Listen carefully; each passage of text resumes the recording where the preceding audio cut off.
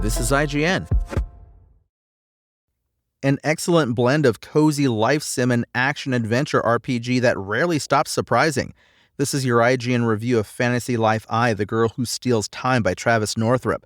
Seemingly born of a drunken night between Animal Crossing and The Legend of Zelda, Fantasy Life I, The Girl Who Steals Time is the latest take on blending easygoing life simulation and deep dungeon delving. With its dangerously bingeable RPG mechanics and seemingly endless supply of charm, this cozy adventure stole plenty of my own time, almost without me even noticing. The characters and story are both wonderfully goofy and much more substantial than I'm used to seeing in this genre. The process of leveling up your various individual jobs is really easy to get lost in, and it absolutely nails the balance between slice-of-life cozy activities, village building, and its more action-packed tasks, so I never found myself bored by any of them. After more than 50 hours chopping trees and slaying bosses, this has quickly become one of my favorite games of the year. Fantasy Life I starts out as a pretty straightforward life sim. You're introduced to the life system in the first few hours, which has you switching between jobs where you'll mine for ore, catch fish, and do favors for townsfolk. But just as I started to think, okay, I've seen this sort of thing before, it threw a curveball into that formula in the form of a giant open-world map full of brightly colored monsters to battle and puzzles to solve.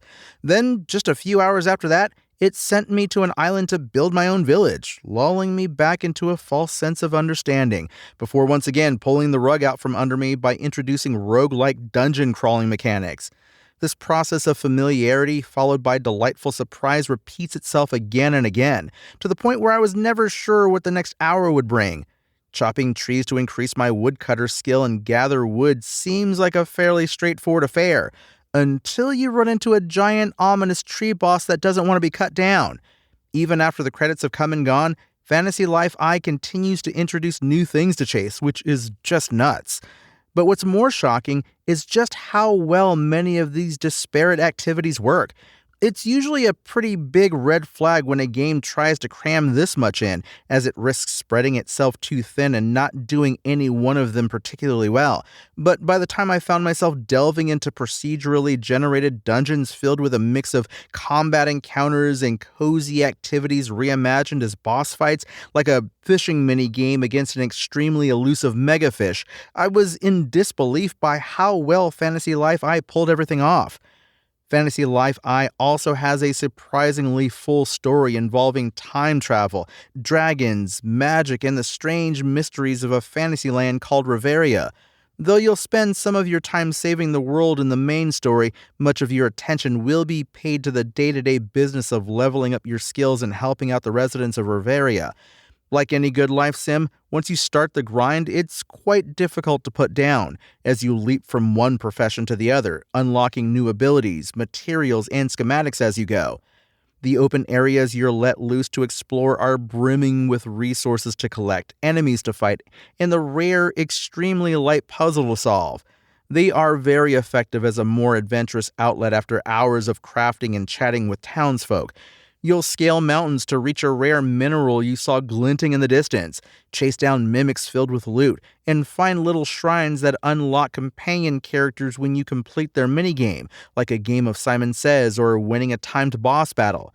Like many life sims, Fantasy Life I also has multiplayer that's unfortunately treated mostly as an afterthought. You can have friends or strangers visit your settlement to show off what you've built, but they aren't able to do a whole lot except look around, which makes the whole thing a bit pointless. They can also accompany you to one of the maps to assist with cozy activities or help you take down bosses in the open world.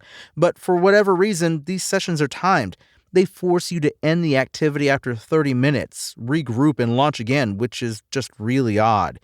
Fantasy Life I, The Girl Who Steals Time expertly combines easygoing life sim mechanics with light action-adventure RPG goodness, culminating in one of my favorite cozy games in a long time. Whether it's the compelling job grind while hanging around town, building your own community, or the more action-packed exploration and combat, I found myself continually surprised by what this adventure threw at me the longer I played.